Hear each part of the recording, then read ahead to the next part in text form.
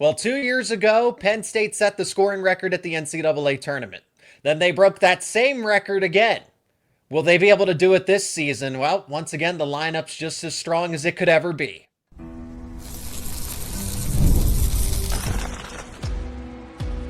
You are Locked On Nittany Lions, your daily podcast on the Penn State Nittany Lions. Part of the Locked On Podcast Network, your team every day. That is right. You are locked on to Penn State Wrestling. And as always, thank you so much for checking out another edition of Locked On Nittany Lions, your daily source for all things Penn State sports. My name is Zach Seyko, and I'm your host of the show, credentialed media member for both Penn State Wrestling and Penn State football. He is the voice of Penn State Wrestling. The expert himself, Jeff Byers, has returned. This is part one of a two-part series to preview the upcoming season here. In this episode, we're going to talk about the beginning of the lineup, wrapping up with Shayne Van Ness and how he's the favorite at 149, but there's a battle at 141. What's going on at 133 with Marcus Blaze? Redshirting Masanosuke Ono is on the table. Luke Lilledahl seems to be a title contender at 125, but we're going to begin with Penn State's aspirations as a team, the records that are looking to be broken, including a dual meet streak that Oklahoma State holds at 76. It is going to be broken this season by Penn State, and we'll talk about it here to open up the show. Again, friendly reminder to let us know your thoughts in the comments section. There will be a part two to this, which will be linked down in the description. Jeff, it's great to be back, talking about wrestling in depth like this, getting to talk about dual meets. But as we begin with the season, Penn State's going to have expectations again to where they're chasing the ghosts of the past. They're chasing previous Penn State teams, as good as Nebraska will be, as good as Iowa, teams that they aren't going to get to face in the season, like an Iowa State or an Oklahoma State. But this group, when it goes down in the postseason, 177 points, 10 out of 10 All-Americans. I know that can't technically be broken, but it can be met. And then the individual champions and getting the finalists, trying to beat 5 NCAA finalists, trying to beat five NCAA champions, beating 6 NCAA finalists. That's what the goal is. And once again, it's going to be within reach for this Penn State team. Yeah, I think it's a program right now that you put any limits on expectations at your own peril, because they just are capable of doing about anything you could possibly imagine. And I just think, again, when you look at not just the starters, the projected starters, and there's some weights where it's not clear just yet who the starter will be as the season progresses. But then you look at the depth, you look at just the overall quality of the room, not just from a wrestling standpoint, but from a character standpoint, from just, good people. And it's just, I don't think we've ever seen a program. I know we haven't seen a program put together what Penn State has here in what will now be the third year of a 3-year run. And again, I think you're looking at least a couple of years ahead where, these records and all of the things we're talking about are still going to be in play here for, at least another year or two here. And when we go through the lineup, again, specifically, we'll go weight class by weight class throughout these shows. But just to kind of sum it all up, you have a title contender at 125. You have a presumed title contender at 133 with Marcus Blaze, or if Masanosuke Ono, right? Again, we'll talk about it a little more. 141. All-America level, but there is upside with either Nagao or Davis. That's a battle there at 141. Shayne Van Ness becomes the favorite at 149 in terms of a consensus discussion. 157, can't go wrong with either of Tyler Casack or PJ Duke. Title contenders. Mitchell Messenbrink, title favorite. Levi Haynes, title favorite. Rocco Welsh, strong title contender. Josh Barr, title favorite. Heavyweight, again, it's part two, but another battle that could potentially be there at heavyweight, but all-America level talent at a minimum. So when you look at this team, other than 141 and heavyweight, you have a surefire title contender in some sort of sense there. Yeah, and I think this is just a credit, obviously, to Cal and the coaching staff and the way they've recruited and the way they've built the program. And, I think that the kind of unique thing is that I don't know that any of these wrestlers necessarily feel any pressure in terms of what they need to personally accomplish. And, I think the records and all of the things that have come with the success of the last couple of seasons are really the byproduct of what the emphasis in the program is, which is not winning. It's about kind of respecting the sport, going out and trying to score as many points as you can, and genuinely just becoming the best wrestler you can, and getting a little better each day you're in the room. And so I think by not putting the emphasis on, hey, let's go win and get all of these records, they get all of these wins and all of these records. But it really is because these guys just are humble. They put the expectations and all of the pressures aside, and just go into that room each day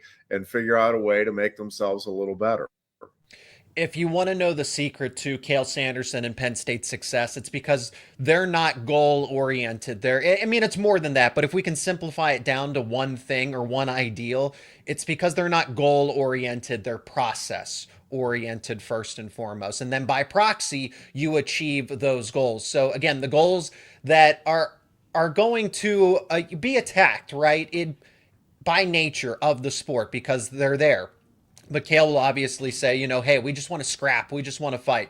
But it's 177 points at the NCAA tournament, getting 10 out of 10 All-Americans again and again, and trying to get to 6 NCAA individual champions. So I know that's lofty expectations, and I'm not saying it's guaranteed or that it's likely there, but that's what Penn State's chasing in terms of wrestling supremacy here throughout history, is getting past 177 points, which, because they are so gifted offensively, right? It's not a lot of matches where it's 3-1, 4-2. They're trying to get bonus points, major decisions, tech falls, pins, and that's why those team points will rack up over the course of that NCAA tournament. But I think the real challenge is going to be, Jeff, finding a way to match or even because in order to reach the point total, because I don't know if 10 out of 10 All-Americans is as strong as it was a season ago, and you can go look at our previews from a year ago. We called 10 out of 10 out of All-Americans pretty consistently, but I don't think that's as sure of a thing. But Penn State, last season they had the 3 finalists. This time around, it seems a little more likely that they could put 5 or 6 into the finals, if not more. Again, a little more likely to do that overall. Yeah, I think in part because some of those guys that obviously could have been champions and finalists a year ago fell just short, but showed that the competitive spirit and kind of the team first mentality by coming back and taking third. And so I do think from an individual standpoint, guys like Luke Lilledahl, like Levi Haynes, I do think there's a little extra drive here to try to make sure, in Levi's case, he wants to cap off his career, obviously, with another national title. But I think, a lot of those guys, Lilledal and Van Ness and Kasak, they're chasing that first title. They know they're good enough to do it, and now it's just a matter of going out and getting it done when it counts most. Again, it's going to be really difficult to do. Trying to have 5 individual finalists or more, champions rather, trying to have 6 individual finalists or more is going to be very difficult to do, but it is within the realm of possibility. Now, Jeff, as we conclude this first segment here, before we talk about the lineup weight class by weight class, another record that is, again, I want to say all but guaranteed. That's just because Penn State, we know what Penn State is as a team, and these matchups earlier in the season are very favorable for them, but they are 6 dual meet victories away from holding the record for most consecutive dual meet wins, starting with Oklahoma for November 14th, that Friday, and then they're projected to do that against Stanford come December 20th, 2025. This would break Oklahoma State's record of 76, and Penn State could just keep rattling them off from there. If we're talking about a season overview here, once again, Penn State should be expected to be undefeated, so they're just going to keep extending that record. Yeah, I don't know that there's any question as to Cael's place in the overall greatness of wrestling history here. But if there is, I I think this season will erase it. Virtually every record that has any meaning in college wrestling will have at least been tied, if not broken, by this Penn State program under Cael Sanderson. And again, there's obviously been some great dynasties over the year in the sport, but I think we've just not seen anything quite like what Cael Sanderson has put together in terms of what the Penn State wrestlers have done consistently in winning at nationals and in getting those semifinal wins on Friday night, in the dual meet domination that they have had. When you combine all of those things, and then obviously back to back and potentially a third straight season where you're setting a scoring record, I mean, this is not just unprecedented, it's almost unfathomable that a program could do what Penn State is doing really in any sport where you're just routinely setting a new standard with each season for what any team in the history of the sport has been able to do. It's I'm running out of adjectives to describe it, but it's truly unbelievable. Like if I had said, when Cael Sanderson took the job, obviously it changed the paradigm of college wrestling, and you knew the potential for Penn State to do historically great things was there. I don't know that anybody could have reasonably imagined anything like what we're seeing over the last couple of years and going into this year with the expectations in terms of just the absolutely shattering some records that had held up for a very long time in the sport. They're the defending NCAA champions. They're the defending Big Ten champions, regular season, postseason. Again, that's all. It feels like a given at this point with what we're discussing. To go undefeated, to win the Big Ten conference in the regular season, to win the Big Ten tournament, to win the NCAA tournament as well, and have a 5-peat. This is the third time that Cael Sanderson has led a 4-peat at Penn State here, looking for a 5th consecutive NCAA title, which is expected at this point in time. Now we're going to go weight class by weight class. Starting with Luke Lilledahl, 133, Marcus Blaze, Masanosuke Ono enters the room. What is to be expected there? Well, title contenders right out of the gate at the beginning of the lineup. We're going to talk about that next here on Locked On Nittany Lions.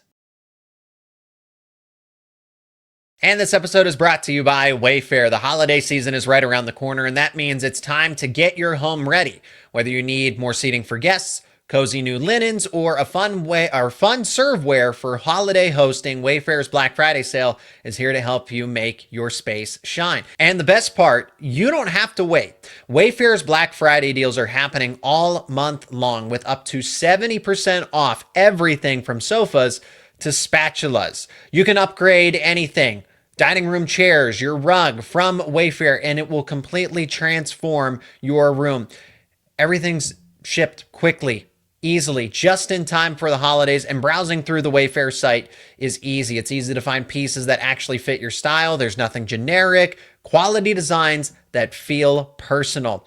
If you've ever hosted the family for the holidays, you know how much of a difference a few new touches can make. Wayfair makes that easy. Don't miss out on the early Black Friday deals. Head over to wayfair.com now to shop Wayfair's Black Friday sale for up to 70% off. That is WAYFAIR.com.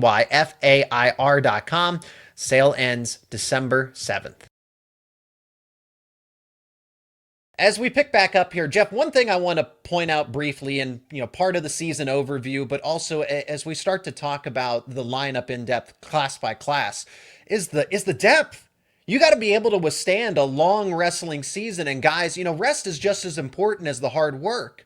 Cael Sanderson will be able to attest to that, and so will these wrestlers. But to have, you have Luke Lilledahl, but, in this conversation, you also have Masanosuke Ono, who could drop down to 125. I mean, he's training at 57 kilos for the freestyle, so he could go in at 125 and wrestle if need be. Again, I don't want to change anything about Penn State's plans, but we'll talk about it, right? Blaze or Ono at 133, Davis or Nagao at 141 as we open up this conversation. But you have options at every single, can't go wrong with Duke or Kasak. You could have Joe Seeley fill in a backup capacity, and he'd start at how many other programs across the country. So just Yeah. want to point out the depth that Penn State has, which gives them leverage to keep guys healthy and refreshed going into the most part of the important parts of the season. Yeah, and that depth is obviously starts with having some wrestlers that could step in and All-American and maybe even contend for national titles, but they also have just a room. And it is so important now with the 30-man limit on the rosters.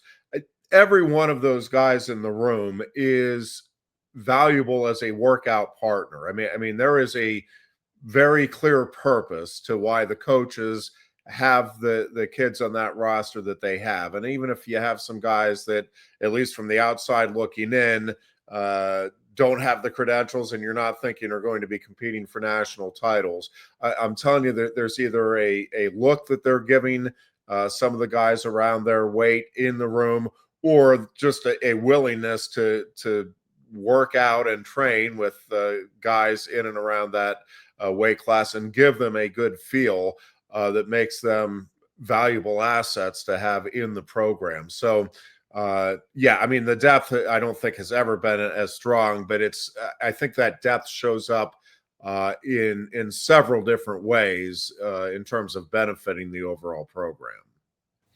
Now we start with 125, and Luke Lilledahl is going to be the starter. Last year, he was in a bit of a battle, as a true freshman, had to prove himself. But the expectation, I think, overall, even though Cale Sanderson framed it as a true battle, I think at the end of the day, we all kind of viewed Lilledahl as an eventual contender, somebody that, and had a couple interesting losses in the middle of the season, but ultimately settled in and just, and took third place as a true freshman. Well, he's ranked third overall. Again, we're going to go off of Intermat rankings to start. And at 125, he's third overall. I would argue that he has a stronger chance than anybody else. Like, he would be my favorite at 125 to win an NCAA title. This is a really strong class. Anybody could win at 125, but if I'm picking a candidate right now who stands out above the rest, it's Lilledal. And again, if you need it in a certain situation, Ono is there as a backup if need be, just because, again, he's training at 57 kilos for freestyle and everything, but he's listed at 133. So just want to kind of point out the depth again. Penn State has options if they needed to go a different direction. Yeah, and I think with Luke Lilledahl, he just brings such a great attitude into that room. Obviously has a special skill set and continues to develop that. I think he's a guy that really benefited from all of the experiences that he had a year ago, and kind of going through a couple of matches where he had to take some lessons. And I think he just has such a competitive spirit and a willingness to continue to learn and to grow in the sport. And certainly you saw it throughout the course of the freestyle season. And I think, pretty consistently, Zach, we see these Penn State kids jump levels from one year to the next, and they pretty consistently do it throughout their career, which is not the norm in college wrestling. You don't usually see kids jump noticeable levels from one season to the next all the way through their career. You might see it one year to another, somewhere along the way in their career, and a lot of times that first to second year is the most noticeable.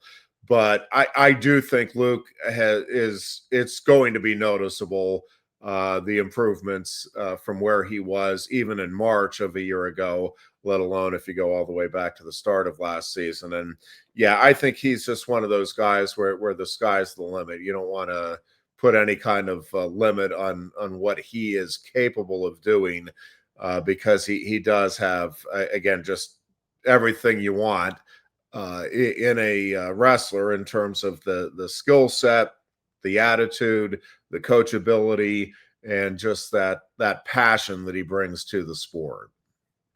Nate Desmond is also there as a 125-pound lightweight. And again, that could change. I know his outlook could be eventually at 133 or who knows what. But to start right now, I mean, that's a quality backup right there, as being one of the top recruits pound for pound in the country. So Lilledal gets to scrap every day against Desmond, against the other lightweights as well. It's not just 133, only wrestles 133. But the jump that you talk about with Lilledal, Jeff, if you and I follow along the freestyle, but for anybody that doesn't, if you just watch the Penn State team, you don't see what some of these guys do in the offseason. I know he didn't win, but just looking so much better, so much more mature, closing the gap on someone like Spencer Lee. Again, I know there's still a clear separation, but in due time, eventually, I think Lilledal is going to be that 50, if he stays at that weight class, that 57 kilo rep, and challenge Spencer Lee sooner rather than later. That's all I'm trying to say here. Separate conversation with the freestyle aspect of it. Let's move on to 133. Marcus Blaze comes in. We had these discussions so much in the offseason. Is he the number one recruit? Is it PJ Duke overall? Is it Masanosuke Ono? They're basically a 1A, B, and C at this point from the class of 2025. And Blaze looks like he's lined up to start at 133. Again, Ono is listed there as well, so it's kind of a to be determined what Penn State ultimately does. So they're coupled together in this conversation because the anticipation is that Blaze is ready to go. Ono's going to redshirt for the time being, and there's going to be a long-term outlook plan there as he gets settled in, right? But Blaze, if I'm comparing him to his competition, 133, loaded weight class, eager to see somebody like Ryan Crookham be 100% healthy again. He is a title contender. Honestly, would have been a title favorite last season, so we'll see how he bounces back with his health. Drake Ayala, Lucas Bird coming back. He's the defending national champion. You have Zan Fugit of Wisconsin, Evan Frost at Iowa State, Tyler Knox at Stanford, Richie Figueroa at Oklahoma State. Let me name another one. Ben Divino at Ohio State has a lot of upside at 133. So this is just a challenging weight class, and Blaze is right in the mix there as somebody who should be considered as a title contender. Yeah, I think, he is obviously, again, a very, very special wrestler. It has all of the attributes, again, that you want in a wrestler on your team. And I think he comes in college ready. He just, with the competition he has faced throughout his career, his willingness to go out and challenge himself by facing the best competition he can find. Exactly where he fits in, as you said, 133 is an absolutely stacked weight class here in the upcoming season. I'm not exactly sure how it's all going to pan out, but can pretty much guarantee you Marcus Blaze is going to be very competitive against anyone and everyone in the weight. Again, it's a loaded weight class. I'm not going to sit here and guarantee anything, but I think Marcus, the other thing I think I like about his chances when March rolls around is much like Luke Lilledahl last season. There may be a loss or two along the way where you're not expecting it, and there may not be. I'm not predicting anything, but if there are, I just think he's a kid that has his head on straight. It's not going to take away from his confidence. He's going to look at it as just, all right, a growing opportunity, a learning experience, and let's get back to work. And he is one of those guys that I think gets a little better from each experience he has, regardless of what happens, good, bad, and different. I think he takes something away on what he needs to work on to get his game just a little better. And I just, between just his attitude and abilities, and then this coaching staff, I just have no doubt that when March rolls around, again, he'll be right there in the mix anyway, and very competitive with anybody else at the weight class. And Marcus Blaze is just so difficult to score on, right? The thing that's going to get him by in a lot of matches, close ones anyway, is his defense. And I just want to point out that Brock Hardy, who made the NCAA championship, I know this is freestyle, but just for comparison's sake, he did defeat him to be a member of that senior world team. So incredible stuff from Marcus Blaze should be expected right out of the gate. And then, Jeff, quickly here before we pivot to the battle that's ensuing between Nagao and Davis and who we think will be the starter at 141, and we'll talk about Shayne Van Ness too, is the decision to, at least at this time, redshirt Masanosuke Ono, that's a heavy decision and not one that Kale and company are going to make lightly. No, I think, there's got to be a lot of conversation and trust. To me, it makes sense in a lot of different ways. One is folk style is just, it's different. Freestyle there's more and more similarities with the rules, but the mat wrestling in particular is just different. And I think giving Ono a little more time to get acclimated to the technical side of top wrestling and what he needs to do to get out underneath, I think is going to be worthwhile. Also, again, he is adjusting to a new country and being on a college campus and all of the course load and everything that comes with it. I'm not saying he couldn't go out and handle all of that and win a national title this year, but I think if you have the option, the preference would be to just let him have that full year, settle in, kind of see what the college season is about, how much of a grind it is, because it's a different, very different kind of a grind than what a freestyle season is. And I just think if you have the opportunity to redshirt him, I think it's beneficial for both him and for the program.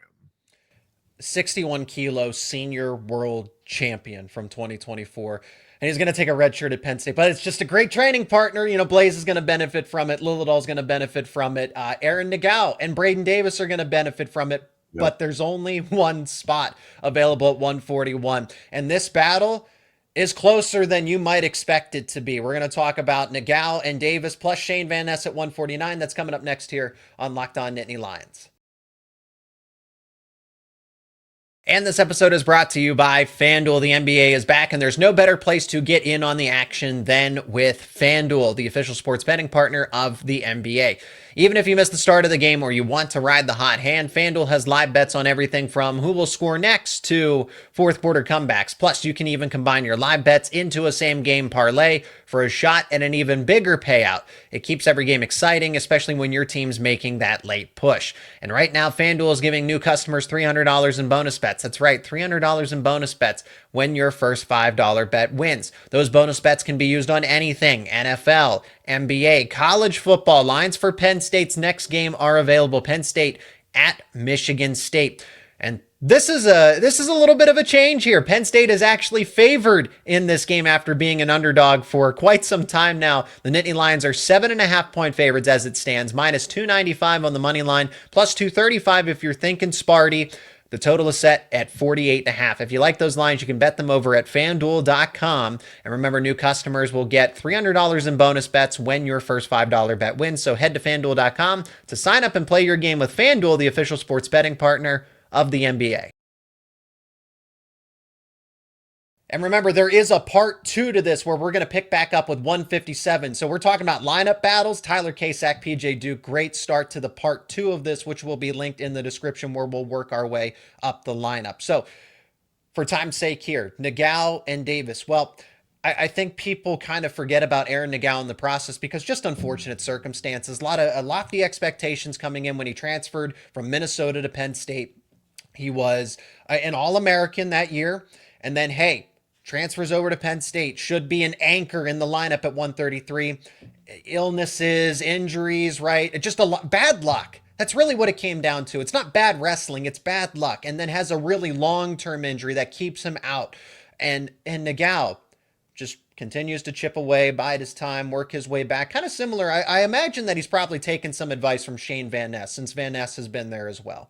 And then he came back strong and did well last season. Now he's looking to capitalize on that, but we'll talk about him in a moment.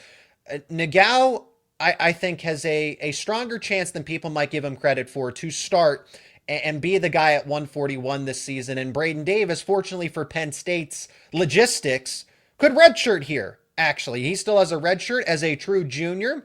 I'm not saying the winner, I think, is going to be decided at the Army Black Knight Invitational, kind of as we saw at 197 a season ago when Josh Barr wasn't cemented as that starter and then pulled away. But that's where I think we're going to get that answer between Nagao and Davis. And just because of that potential that we saw with Nagao, what seems to be a long time ago, I'm kind of expecting him to surprise some people and take that spot away from Davis. Yeah, his perseverance is impressive, and yeah, I think he is just. I'm going to be repeating myself throughout this, but he just is. He's a special wrestler, special competitor, and I think if anything, maybe has an even greater appreciation. Not that I think he lacked that appreciation of having the opportunity to compete here, but I think he is really excited about just having the opportunity, and you just hope his health does hold up and that he's able to go out and show what he is capable of doing. Obviously, Braden Davis is an extremely tough competitor, and I think just one of those guys that when he puts his mind to it is just able to will himself to do just about anything. So regardless of who goes there, they have two just great kids that I think are both capable of pulling some surprises as the season rolls along here.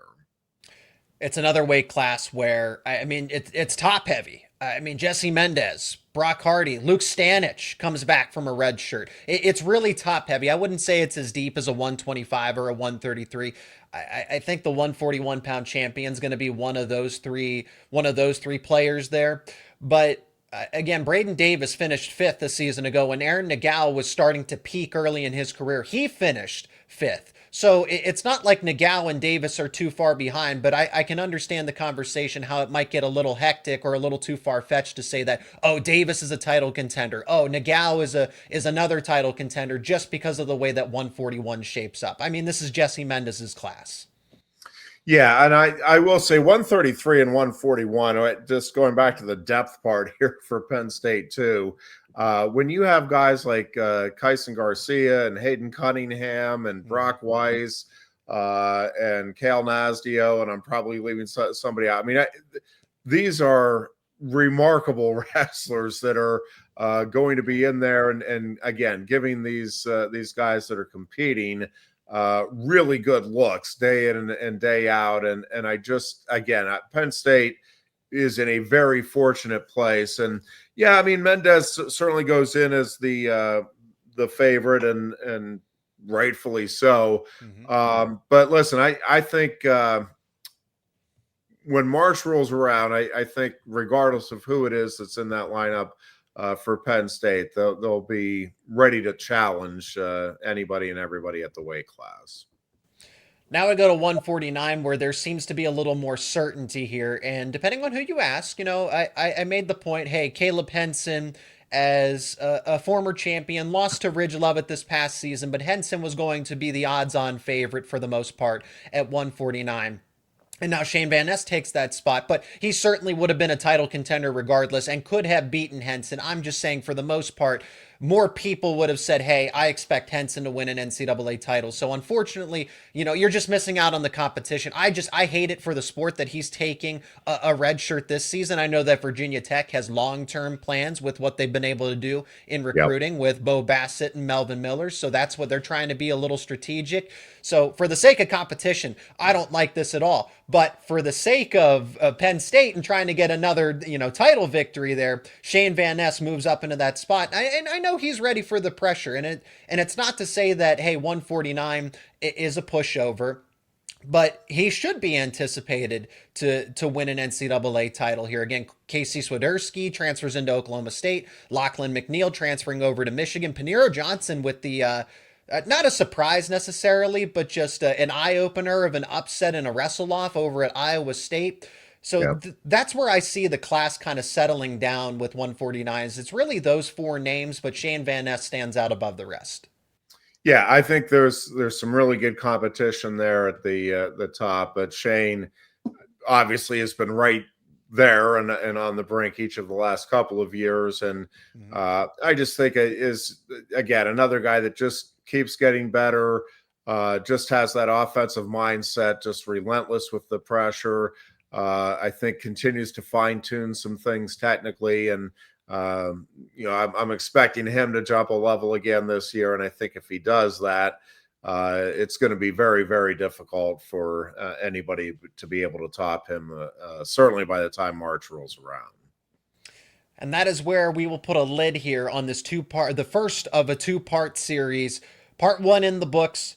We're gonna get into 157, the murderer's row that is at 65, 74, 84, and 97, and then the question, the battle that could take place at heavyweight with Lucas Cochran moving up to potentially challenge a Cole Mirasola, that it's not just a given that Cole's going to take over for Greg Kirkfleet. So that is in part 2. It's linked down in the description. Highly encourage you to go check it out. But that is where we will end part 1. He is Jeff Byers, the voice of Penn State Wrestling. My name is Zach Seyko, the host of Locked On Nittany Lions. As always, let us know your thoughts down in the comments section. Jeff, thank you so much for the time, and eager to talk to you in part 2.